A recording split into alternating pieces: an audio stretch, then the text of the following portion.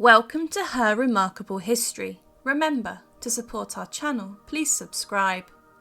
The brilliant early life of Anne Boleyn.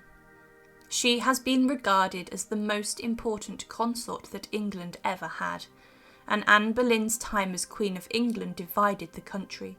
Henry VIII, in order to secure his marriage to Anne, plunged England into religious turmoil, declaring himself the supreme head of the church and splitting from the Roman Catholic Church and the Pope.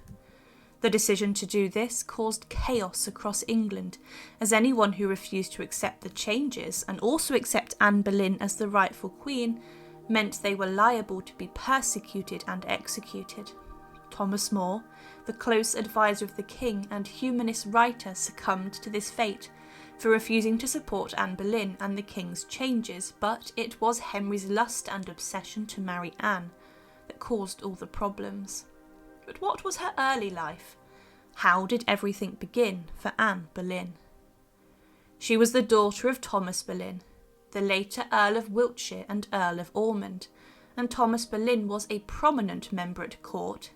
He had been a favourite of Henry VIII's father, Henry VII, and he had embarked on many missions across the continent for the king. Anne's mother was Lady Elizabeth Howard, the daughter of Thomas Howard, the second Duke of Norfolk. The family were very well thought of, and Thomas Boleyn was a rising star at court. Anne herself had royal blood, being descended from Edward I through both of her parents, so she was not a commoner at all. Anne had 4 siblings, a sister Mary, a brother George, and also 2 brothers who died in childhood. Anne's birth year is not completely known, but it is believed that her sister Mary was older, and it's considered she was born between 1501 and 1507. The Boleyns originally came from Bickling in Norfolk, and the relatives of the family included influential Howards, and it was these who would go on to dominate Henry VIII's court. Anne was considered one of the more noble birth than Jane Seymour and Catherine Parr. With regards to Anne's early life, the family lived together at Hever Castle, a beautiful and spectacular Tudor castle not too far from London. Here the children were taught a number of skills to prepare them for later life at court. Anne's education was typical of her high standing, and she was later in 1513 invited to attend school with Margaret of Austria. In terms of what she learnt, Anne studied mathematics, history, grammar, reading and spelling, and was also taught many different skills domestically. These included how to keep a good household, how to dance, and also needlework and singing. In her free time whilst learning, Anne played cards and chess, and was also taught sports such as archery, and she frequently enjoyed falconry and hunting. This interestingly prepared her well for the future life she would have inside of the Tudor court. At the time, her father remained and was involved in diplomacy in Europe for Henry VIII, and he was popular in the households of influential rulers around the world.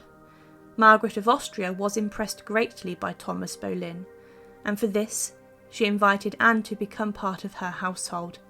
It was expected that girls aged 12 would be invited to the household of royalty, but Anne is considered could have been even younger, such was the honour. Margaret stated that Anne was well spoken and was a remarkable young girl, and that Anne was so presentable and pleasant considering her youthful age, that I am more beholden to her father, for sending her to me, than you to me. Anne remained at the court of Savoy in Mechlin until her father arranged for her to attend the court of Mary Tudor, the sister of Henry VIII, who was about to marry the King of France, Louis XII. Anne travelled to France and became a maid of honour to Queen Mary. She then became a maid of honour to Queen Claude, and she stayed here for around 7 years. Whilst here, she learnt French and picked up many interests in European culture such as fashion, literature, music and poetry. Anne became a woman of the world, learning also how to indulge herself in French customs such as dancing, music and poetry. She also became very averse at the game of courtly love, and she knew how to get what she wanted from men, in terms of being flirtatious, and this is something she would exploit against the King of England. Anne Boleyn was a pioneer for women of the many developments for women of the time. in which she learnt great amounts, and also was intrigued by the world around her. She was noted for being an excellent dancer, and in terms of her appearance she was known for being good looking too. She was average height and was slim. She had long, straight, dark brown hair and dark brown eyes, and she was considered charming and driven, but elegant and graceful in her nature too. But one great side of her was her wit and personality, which was passionate, and she was also involved in having banter and jokes with many of the men and women at court. But she could be fiery too, having a shocking temper and a tongue which could savage anyone's reputation. She had a powerful effect on those who met her, and contemporary accounts do debate her physical appearance. Some state she was beautiful, others say she was not one of the most handsomest women in the world. But within France, Anne was a devout Christian, and she knew little Latin, and was swaying towards reformist ideas with religion. But in 1521, her education across the continent came to an end, and her father requested that she would return to England, and she set sail in January of 1522.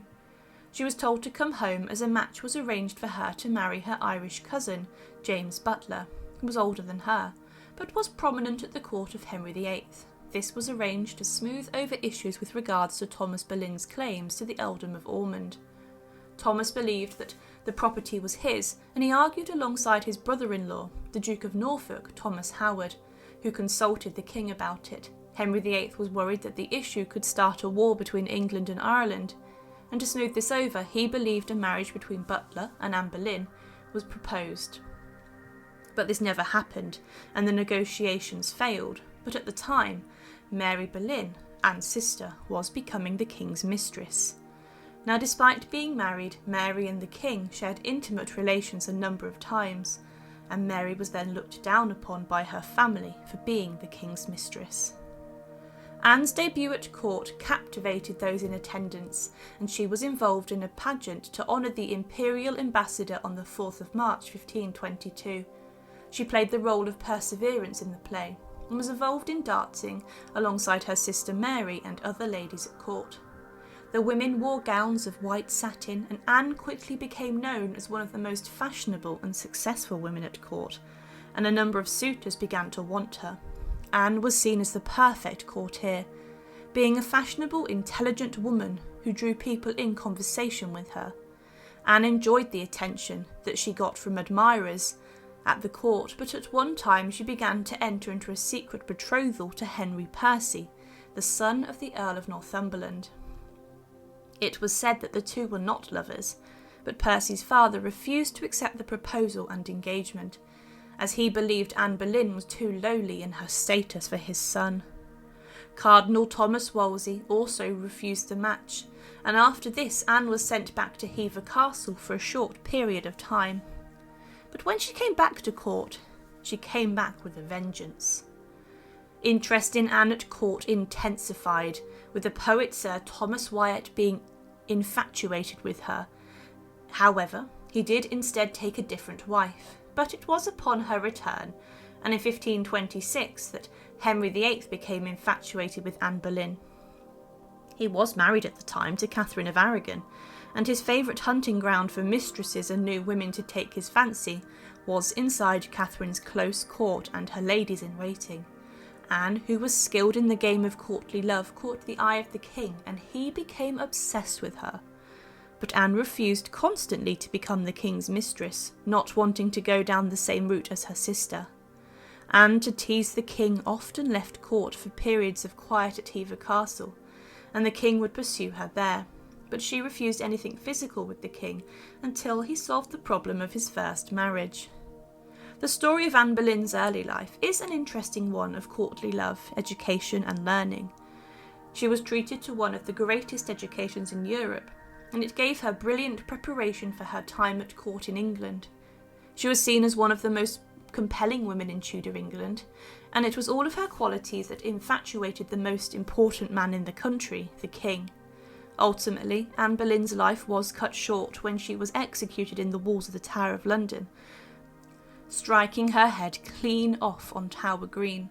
But her early life prepared her for marriage of someone incredibly noble and high profile, and her early life also prepared her for marrying the King of England. Thank you for watching, and to support, please subscribe to Her Remarkable History. Thank you.